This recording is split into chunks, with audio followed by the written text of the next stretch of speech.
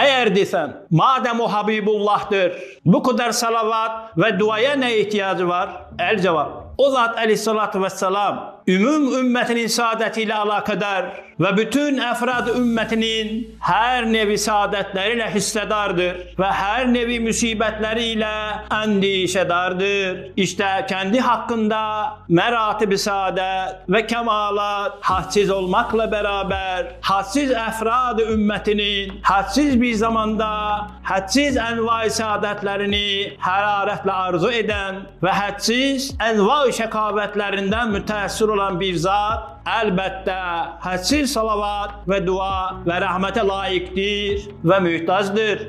Eğer desen, bazen kati olacak işler için dua edilir. Mesela husuf ve kusuf namazındaki dua gibi. Hem bazen hiç olmayacak şeyler için dua edilir.